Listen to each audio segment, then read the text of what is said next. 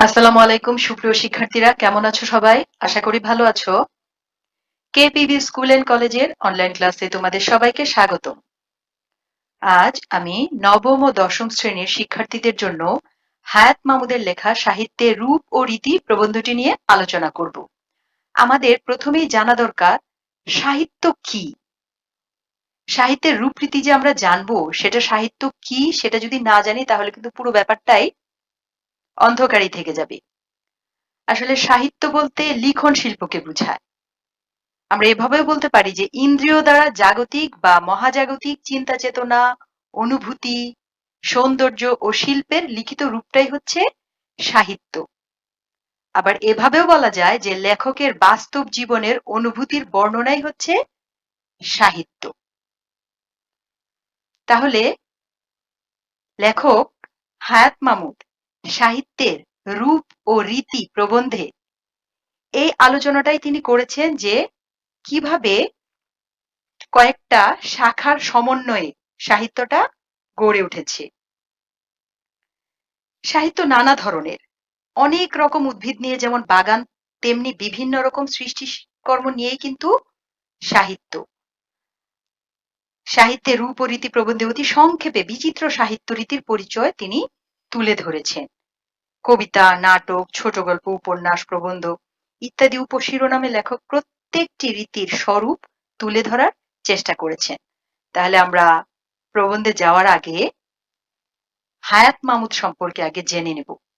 কারণ আমরা জানি যে একজন লেখকের জন্মসাল, মৃত্যুসাল, তার কর্মজীবন, শিক্ষাজীবন, তিনি কি কি পুরস্কার পেয়েছেন, তিনি কি কি লেখা দিয়েছেন আমাদের জন্য, সেগুলা জেনে আমরা আসলে প্রবন্ধটায় যাব। তাহলে চলো লেখক পরিচিতিটা আগে জানি। হায়াত মাহমুদের জন্ম 1939 খ্রিস্টাব্দে পশ্চিমবঙ্গের হুগলি জেলায়।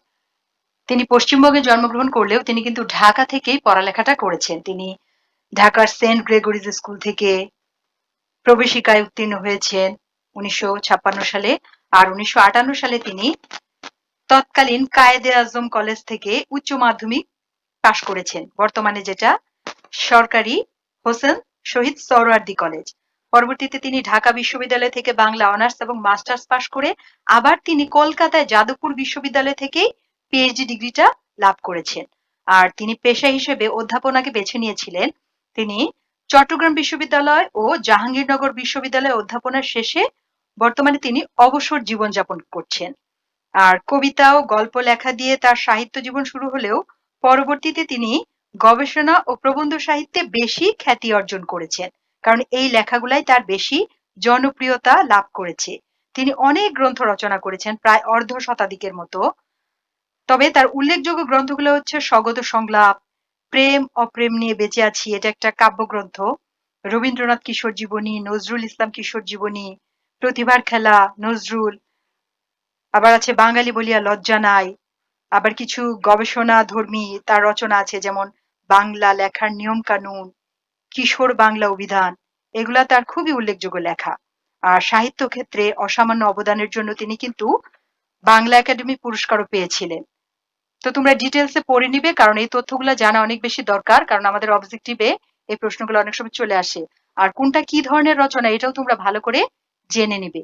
চলো তাহলে আমরা মূল পাঠে চলে যাই, প্রবন্ধে চলে যাই।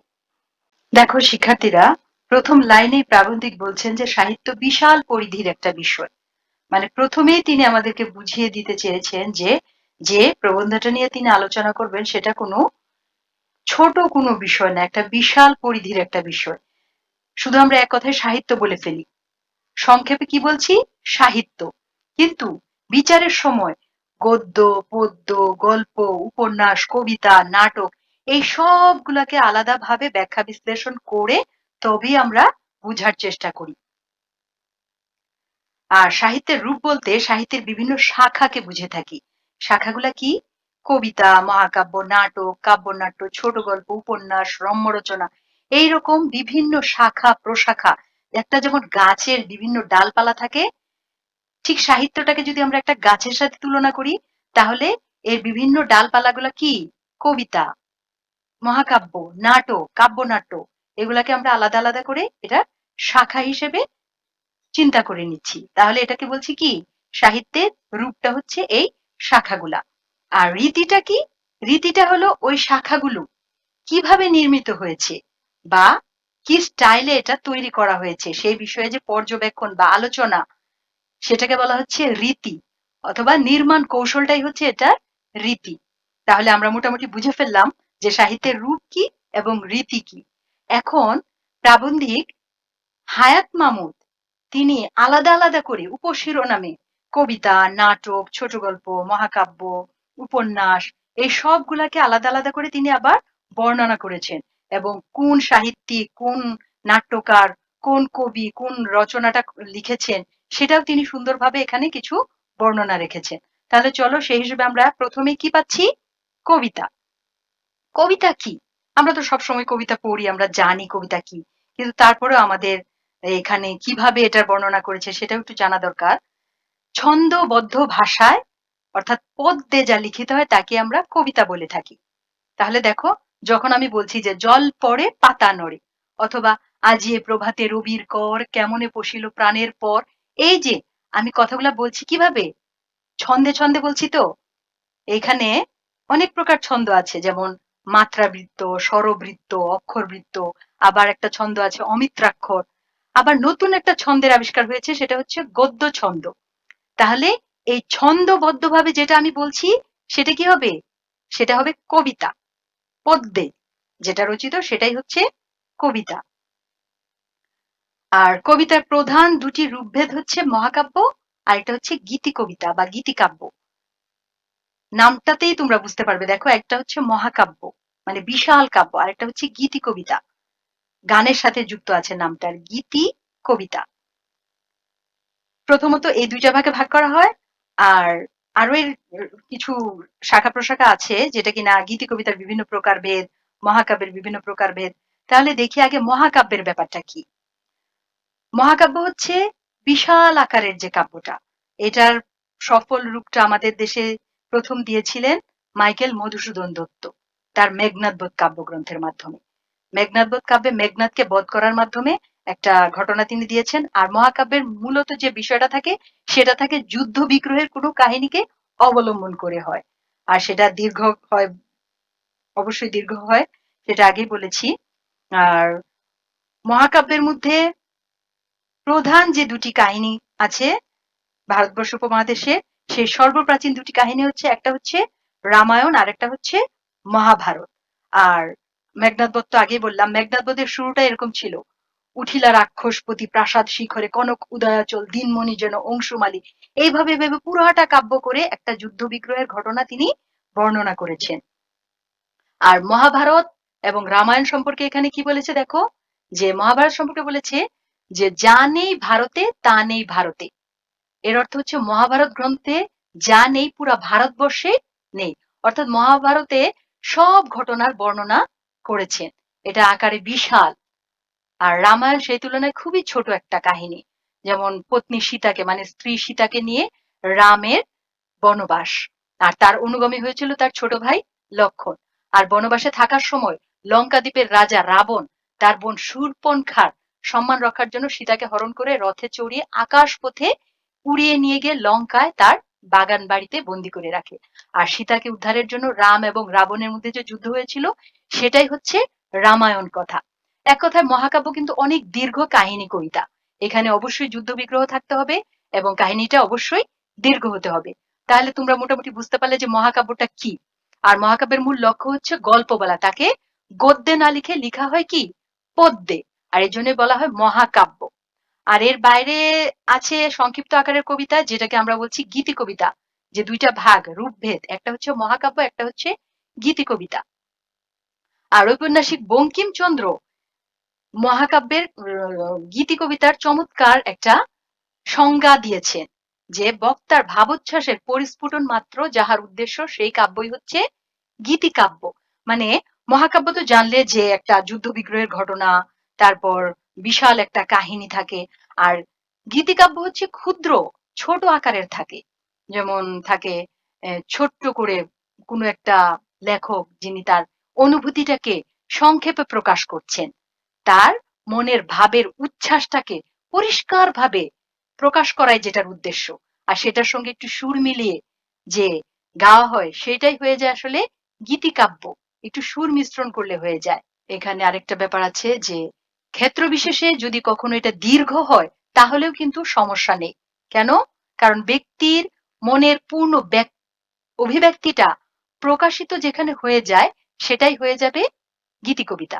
বাংলা সাহিত্যে গীতিকবিতার আদি নিদর্শন হচ্ছে বৈষ্ণব কবিতাবলী। তাহলে এটা অবশ্যই ইম্পর্টেন্ট লাইন একটা, তোমরা আন্ডারলাইন করে রাখো। এটা ভালো করে মনে রাখবে, আমাদের অবজেক্টিভ কোশ্চেন আসে। তারপর দেখো, যদি গীতি কবিতাকে আবার শ্রেণী বিভাজনের অন্তর্ভুক্ত করা হয় তাহলে অনেকগুলো শ্রেণীতে কিন্তু ভাগ করা হয়েছে।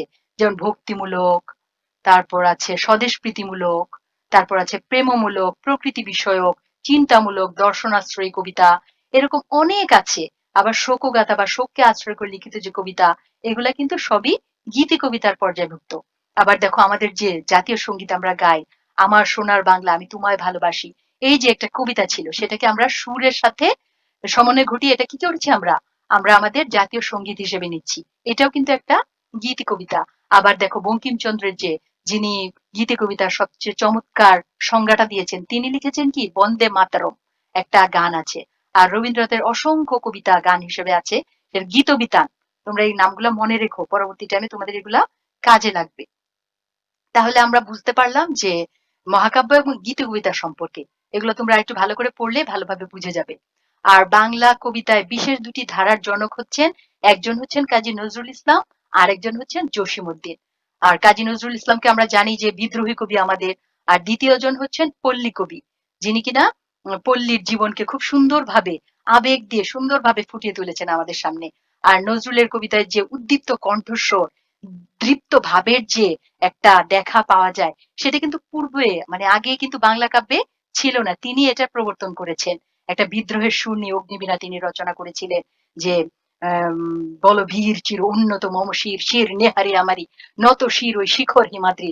এই যে তার যে একটা নতুনত্ব, একটা নতুন ধারা, বিদ্রোহের একটা ধারা, তিনি এটার প্রবর্তন করেছেন। আবার জসীমউদ্দিন যখন লিখেছেন যে নকশিকাঁথার মাঠ বা সজন বাদিয়ার ঘাট, সেখানে তিনি চমৎকার ভাবে কাব্য করে করে চমৎকার করে গ্রামীণ জীবনটাকে তুলে ধরেছেন। তাদের অনুসারী কিন্তু আর কেউ হতে পারেনি।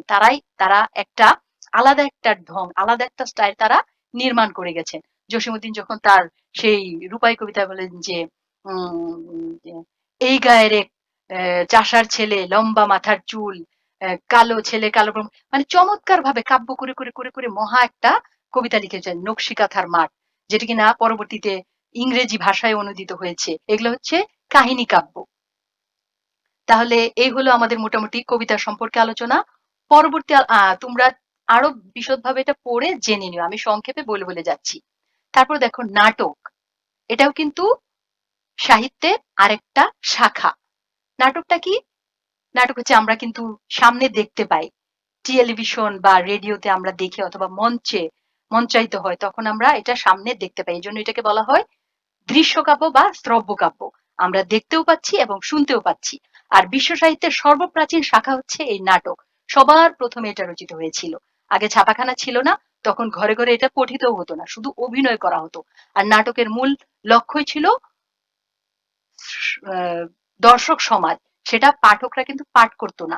যেহেতু ছাপাখানাই নাই সেহেতু সেটা ছাপানোর কোনো প্রসেস ছিল না, এই জন্য মঞ্চায়িত হতো আর তারা এটা সামনে দেখতো।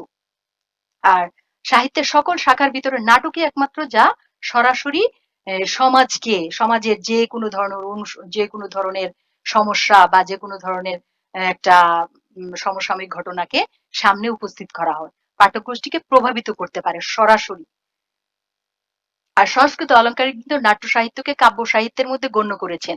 প্রাচীনকালে সেই রকমই প্রথা ছিল, কারণ শেক্সপিয়র তার সবগুলা নাটক কিন্তু রচনা করেছিলেন এভাবে কাব্যের মাধ্যমে।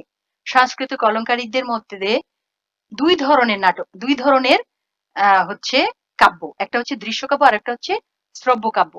আর নাটক প্রধানত দৃশ্যকাব্য, সেহেতু নাটকের অভিনয় মানুষজনকে দর্শন করানো সম্ভব না হলে নাট্য রচনার মূল উদ্দেশ্যটাই আসলে ব্যর্থ হয়ে যায়। এজন্য নাটককে বলা হয় সমাজের দর্পণ। তোমরা খুব খেয়াল করে শুনো যে নাটক যদি আমরা সামনে না দেখি, একটা নাটক যখন আমরা পড়ি তখন কিন্তু সেই ফিলটা আমরা কখনো পাই না। যদি একটা নাটক দেখে ফেলি সামনে, তাহলে কিন্তু আমরা পুরো জিনিসটা ভালোভাবে বুঝে ফেলি। আর নাটককে সাধারণত ৫টা অঙ্কে ভাগ করা হয়। যেমন প্রারম্ভ, প্রবাহ, উৎকর্ষ, গ্রন্থিমোচন, উপসংহার। প্রারম্ভটা কি? শুরুটা। একটা ঘটনার শুরু থাকতে হবে। সেই শুরুটাকে বলা হচ্ছে প্রারম্ভ। আর প্রবাহ হচ্ছে কাহিনীর অগ্রগতি, যেটা কিনা কাহিনীটাকে সামনের দিকে এগিয়ে নিয়ে যায়। উৎকর্ষ, উৎকর্ষের যে ইংরেজি শব্দটা সেটা শুনলে তোমরা বুঝতে পারবে যে উৎকর্ষটা কি? ক্লাইম্যাক্স। মানে এই জায়গাটায় এসে নাটকটা একটা নতুন ভাবে মোড় নেয়, নতুন একটা ধাক্কা খায়, যেন এখানের কাহিনী নতুন ভাবে শুরু হয়। গ্রন্থিমোচন, সেটা হচ্ছে কাহিনীর দিকে উত্তরণ ঘটায়, ধীরে ধীরে কাহিনীটাকে সামনের দিকে এগিয়ে নিয়ে যায়, পরিণতির দিকে নিয়ে যায়। তারপরে হচ্ছে উপসংহার, যে পরিসমাপ্তি ঘটায়। এই হচ্ছে মোটামুটি নাটকের ৫টা অঙ্ক থাকে, যে ৫টা অঙ্কে বিভক্ত করে নাটকটাকে রচনা করা হয়। আর কাহিনীর বিষয়বস্তু পরিণতির দিক থেকে বিচার করলে নাটককে প্রধানত ৩টি শ্রেণীতে ভাগ করা যায়। একটা হচ্ছে ট্র্যাজেডি, একটা হচ্ছে কমেডি, আর একটা হচ্ছে প্রহসন। এই ৩টা প্রধান শাখায় আগে বিভক্ত করা হয়। আর ট্র্যাজেডিকে সর্বশ্রেষ্ঠ বলে গণ্য করা হয়। কারণ ট্র্যাজেডিটা কি থাকে? ২টি অংশ ক্রিয়াশীল থাকে। একটা হচ্ছে প্লট বা আখ্যান ভাগ, চরিত্র সৃষ্টি, সংলাপ, চিন্তা বা জীবন দর্শনের পরিস্ফুটন, এগুলাকে মঞ্চায়ন করা হয়। সমস্ত কিছু সমন্বয়ে সুসংগতি তৈরি করা হয়। আর গ্রিক দার্শনিক সাহিত্যবেত্তা অ্যারিস্টটল বলেছেন যে রঙ্গমঞ্চে নায়ক বা নায়িকার জীবন কাহিনীর দৃশ্য পরম্পরা উপস্থাপনের মাধ্যমে যে নাটক দর্শকের সামনে উপস্থিত করা হয়, দর্শককে মানে দেখানো হয়, তার হৃদয়ে যে, তার মনের ভিতরে যে ভয় বা করুণার প্রশমন করানো হয়, সেটাকেই বলা হয় ট্র্যাজেডি নাটক। ট্র্যাজেডির মধ্যে দেখা যায় যে হয় নায়কের একটা বা নায়িকার কোনো একজনের মৃত্যু দেখায়, অথবা কাহিনীর একটা মিলন ঘটে না, এইরকম একটা দুঃখ নিয়ে শেষ হয়। যখন দর্শক এই নাটকটা দেখে, তখন তার ভিতরে একটা কান্নার একটা ভাব আসে, একটা খারাপ লাগা আসে। এটাকে বলা হয় ট্র্যাজেডি নাটক। আর ট্র্যাজেডি নাটকটাই কিন্তু সবচেয়ে বেশি জনপ্রিয়। কমেডি বিষয়ে অ্যারিস্টটল আরেকটা কথা বলেছেন যে মানব চরিত্রে যে কৌতুকপ্রদ দিক কাউকে পীড়ন করে না, ব্যথা দেয় না, হাস্যরস সৃষ্টি করে, তাই কমেডির উপজীব্য। অর্থাৎ কমেডিটা মানুষকে একটু আনন্দ দেয়। আমরা জানি সাহিত্যের বিভিন্ন রস থাকে, শৃঙ্গার, হাস্য, করুণ, রৌদ্র, বীর, ভয়ানক, অদ্ভুত, শান্ত। এই রসগুলোর মধ্যে প্রথমটা কমেডির মধ্যে হচ্ছে ট্র্যাজেডির মধ্যে হচ্ছে করুণ রস, আর কমেডির মধ্যে হচ্ছে একটা হাস্যরস। মানে যারা এটা দেখবে তাদের ভালো লাগবে, একটা হাসি আসবে, একটা মিলনাত্মক ব্যাপার থাকবে, এখানে কোনো বিরহের ব্যাপার থাকবে না। আর এই কৌতুকের জন্ম ইচ্ছার সঙ্গে বাস্তব অবস্থার আকাঙ্ক্ষার সঙ্গে প্রাপ্তি যুগের উদ্দেশ্যের সঙ্গে উপায়ের বা কথার সঙ্গে কাজের অসঙ্গতির মধ্যে, মানে একটু হাসানোর চেষ্টা থাকবে। আর কমেডি আমাদের মানব সুলভ ত্রুটি বিচ্যুতি ও নির্বুদ্ধিতার পরিণাম প্রদর্শন করে অশোভন দুর্বলতার হাত থেকে মুক্তি দিয়ে আমাদেরকে সুস্থ ও স্বাভাবিক করে তোলে। মানে এটা মানুষের একটা বিনোদন। আমরা তো জানি সাহিত্য মূলত আমাদেরকে কি করে? একটু আনন্দ দেয়, একটু বিনোদনের ব্যবস্থা করে। সেই নাটকটাও, কমেডি নাটকটা অনেকটা সেই রকমই। আর শ্রেণীবিন্যাসের বিবেচনায় নাটকে বহু শ্রেণীতে ভাগ করা সম্ভব। যেমন ধ্রুপদী, রোমান্টিক, তারপরে কাব্যধর্মী, সামাজিক, চক্রান্তমূলক, ঐতিহাসিক, পৌরাণিক, প্রহসন। এইসব ছাড়াও কিন্তু আছে গীতিনাট্য, নৃত্যনাট্য। দেখো তোমাদের সব বইয়ের মধ্যে ডিটেলসে দেওয়াই আছে। চরিত নাটক, উপন্যাসের নাট্যরূপ, সাংকেতিক নাটক, সমস্যা প্রধান নাটক, একাঙ্কিকা। এই সব কিছুর সমন্বয়ে আসলে কি আমরা নাটকটাকে বুঝতে পারি আর কি। আর নাটক মোটা দাগে ২টা ভাগে ভাগ করা হচ্ছে, ট্র্যাজেডি এবং কমেডি। এটা হচ্ছে প্রধান ২টা ভাগ। এই ২টা বিভাজন ছাড়াও এই ক্ষুদ্র ক্ষুদ্র ভাগগুলাও আছে। তোমরা এগুলো ভালো করে দেখে নিও। আর বাংলা নাটকের ক্ষেত্রে যে যুগান্তকারী প্রতিভা কে দেখিয়েছেন? মাইকেল মধুসূদন দত্ত এবং দীনবন্ধু মিত্র। আর মাইকেলের লেখনীতেই সর্বপ্রথম ট্র্যাজেডি, কমেডি, প্রহসন এই সব কিছুই তিনি সৃষ্টি করেছেন। তারপর দীনবন্ধু মিত্র আবির্ভূত হলেন, তিনি সামাজিক নাটক নিয়ে আসলেন। নীল দর্পণ, যেটা কিনা ছিল অনেক বেশি সমাজের অসঙ্গতিগুলা তিনি তুলে ধরেছিলেন। পরবর্তী সময় গিরিশচন্দ্র ঘোষ, তারপর তিনি ছিলেন নাট্যকার এবং অভিনেতা। তারপর পৌরাণিক নাটক জনা, বুদ্ধদেব, ঐতিহাসিক নাটক কালাপাহাড়, সামাজিক নাটক প্রফুল্ল, এইসব রচনা করে গিরিশচন্দ্র অনেক বেশি জনপ্রিয়তা অর্জন করেছিলেন। এরপর দ্বিজেন্দ্রলাল রায়, আমরা যাকে বলি ডিএল রায়, তিনি ঐতিহাসিক নাটক যেমন চন্দ্রগুপ্ত, শাহজাহান বাঙালি দর্শকদের হৃদয় জয় করে নিয়েছিল।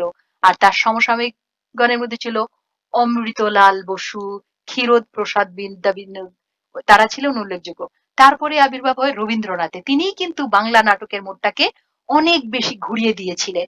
এই যে মানুষ যে নাটকমুখী হয়েছে, নাটককে এত বেশি পছন্দ করেছে, এইখানে কিন্তু রবীন্দ্রনাথের অনেক বড় একটা অবদান ছিল। যেমন রক্তকরবী, ডাকঘর, অরুপ্রতন এইসব প্রতীকধর্মী নাটক তিনি রচনা করে তিনি কালজয়ী হয়েছিলেন। তিনি সেই সময়টাকে মোটামুটি জয় করে নিয়েছিলেন। আর এই তো গেল আমাদের কবিতা এবং নাটক। তারপরে যে শাখাটা সেটা হচ্ছে ছোট গল্প। ছোট গল্প কিন্তু একটা চমৎকার একটা সাহিত্য শাখা আমরা বলবো। যেমন হঠাৎ শুরু হয়ে হঠাৎ শেষ হয়ে যায়। এখানে রবীন্দ্রনাথ ছোট গল্পের চমৎকার একটা সংজ্ঞা দিয়েছেন। দেখো এখানে আছে রবীন্দ্রনাথ তার কবিতায় যা লিখেছিলেন সেটাই ছোট গল্পের একটা প্রকৃতি সম্পর্কে আমরা মোটামুটি বুঝে ফেলবো যে এটা আসলে কি হতে পারে। তিনি লিখেছেন ছোট প্রাণ, ছোট ব্যথা, ছোট ছোট দুঃখ কথা নিতান্তই সহজ সরল। সহস্র বিস্তৃতি রাশি, প্রত্যহ যেতেছে ভাসি, তারই দু চারিটি অশ্রুজল। নাহি বর্ণনার ছটা, ঘটনার ঘন ঘটা, নাহি তত্ত্ব নাহি উপদেশ। অন্তরে অতৃপ্তি রবে, সাঙ্গ করি মনে হবে শেষ হয়ে হইল না শেষ।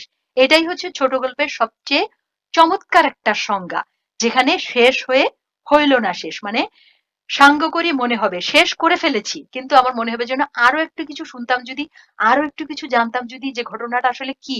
তোমরা একটু খেয়াল করো, যদি তোমরা মহেশ পড়ে থাকো, তোমরা মহেশ গল্পটা পড়লে অথবা ছুটি এই ধরনের রবীন্দ্রনাথের ছোট গল্পগুলো পড়লে তোমরা বুঝতে ফেলবে যে আসলে ছোট গল্পটা কিরকম হয়। যেমন হঠাৎ করে শেষ হয়ে যায়, তখন তুমি মনে হবে যে আচ্ছা এরপরে কি হতে পারতো, এখানে কি রতন কি মারা গিয়েছিল, বা রতন কি আরো কিছু ঘটনা ঘটতে পারতো।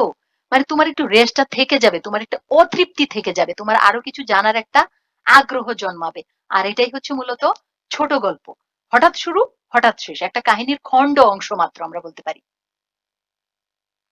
শেষ হয়ে হইল না সে কথাটি, কথাটি খুবই গুরুত্বপূর্ণ।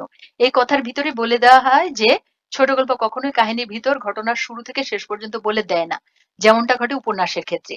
বাংলা সাহিত্যে ছোট গল্প শব্দটি ব্যবহৃত হচ্ছে খুব বেশি সময় না, 40-50 বছর ধরে মাত্র।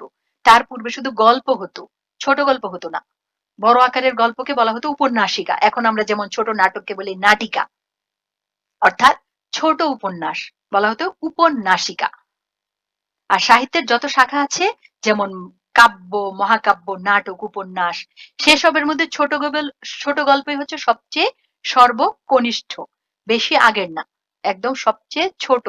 ছোট গল্প থাকে উপন্যাসের মতোই, কোনো না কোনো কাহিনীর বর্ণনা থাকে, তবে তার শুরু থেকে শেষ পর্যন্ত নয়, কাহিনীর ভেতর থেকে বেছে নেওয়া কোনো অংশ থাকে মাত্র।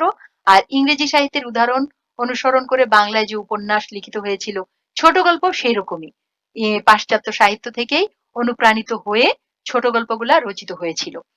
আর ছোট গল্প কোন ধরনের কাহিনী বুঝাবে সেটা বিশ্ববিখ্যাত মার্কিন ছোট গল্পকার এডগার অ্যালান পো মনে করতেন যে আধা ঘন্টা থেকে 2-1 ঘন্টার মধ্যে পড়ে উঠা যায় এমন কাহিনী হচ্ছে ছোট গল্প। ইংরেজ লেখক H.G. ওয়েলস বলতেন যে ছোট গল্পের আয়তন এমন হওয়া সঙ্গত যেন 10 থেকে 50 মিনিটের ভিতর পড়ে শেষ হয়ে যাবে। কিন্তু ইংরেজি ভাষায় পোকে কিন্তু ছোট গল্পের জনক হিসেবে বিবেচনা করা হয়, কারণ তিনি যে সংজ্ঞাটা দিয়েছেন, তিনি যে লেখাগুলা লিখেছিলেন সেটাই সবচেয়ে বেশি গ্রহণযোগ্যতা অর্জন করেছিল। আর উপন্যাস যেমন বিস্তৃতি ভাবে এটার কাহিনী বর্ণনা থাকে, ছোট গল্পের পরিধিটা ক্ষুদ্র হওয়ার কারণে পুঙ্খানুপুঙ্খভাবে সেই উপস্থাপনাটা আমরা পাই না, অপ্রয়োজনীয় ঘটনাও সেখানে বিশেষ একটা থাকে না। আর সাহিত্য গবেষক শ্রীশচন্দ্র দাস তিনি কি বলেছেন, আসল কথা এই যে ছোট গল্প আকারে ছোট হবে বলিয়া ইহাতে জীবনের পূর্ণাবয়ব আলোচনা থাকতে পারে না। জীবনের খণ্ডাংশকে লেখক যখন রস নিবিড় করে ফুটাইতে পারেন তখনই ইহার সার্থকতা। জীবনের কোনো একটা বিশেষ মুহূর্ত কোনো বিশেষ পরিবেশের মধ্যে কেমন ভাবে লেখকের কাছে প্রত্যক্ষ হইয়াছে ইহা তাহারই রূপায়ণ। আকারে ছোট বলিয়া এখানে বহু ঘটনা সমাবেশ বা বহু পাত্রপাত্রীর ভিড় সম্ভবপর নহে। ছোট গল্পের আরম্ভ এবং উপসংহার নাটকীয় হওয়া চাই, মানে একটা নাটকীয়তা থাকবে, একটা চমক থাকবে, আমরা বলতে পারি যে একটা চমক থাকতে হবে।